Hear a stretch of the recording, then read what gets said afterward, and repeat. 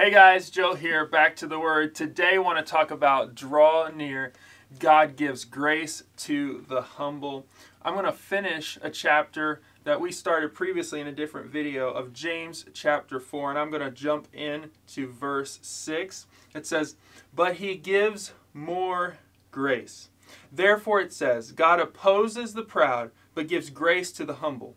Submit yourselves therefore to God. Resist the devil, and he will flee from you. Draw near to God, and he will draw near to you.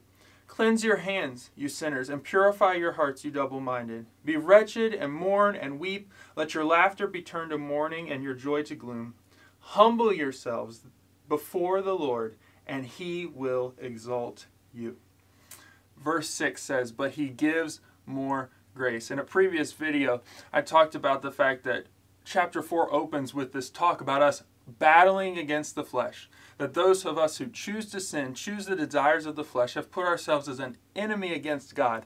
But he gives more grace in that battle because he desires all of us. He desires our heart. It says, therefore, because he gives more grace, God opposes the proud but gives grace to the humble.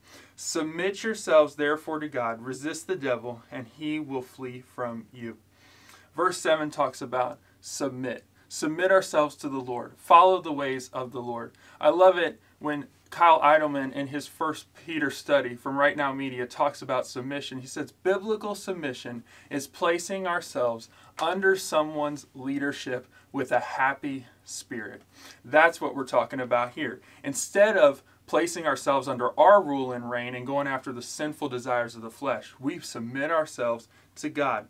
And what does that look like? It says 8, it says, "Draw near to God, and he will draw near to you. Cleanse your hands, you sinners, and purify your hearts, you double-minded. Be wretched and mourn and weep." It says, get serious about your sin. Be broken over your sin and draw near to God. Don't let it keep you away from God. Some of us, we don't get close to God because we feel sinful. We feel unworthy. But we're supposed to draw near to him. And he is going to be there and draw near to us. Recently, I went to a conference, a gospel conference, and it was so good. And I remember leaving and writing in my journal, it says, "Lord, help me draw near to you no matter what. Let me be as close to you as possible.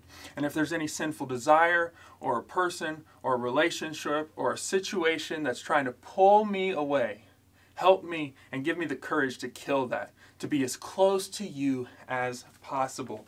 And that's what James is telling them to do. He's saying, draw near to God. Get as close to him as possible, and he will draw near to you. It goes on to say, "Humble yourselves before the Lord, and he will exalt you." The way to go up in God's kingdom is to humble yourselves and submit to the Lord.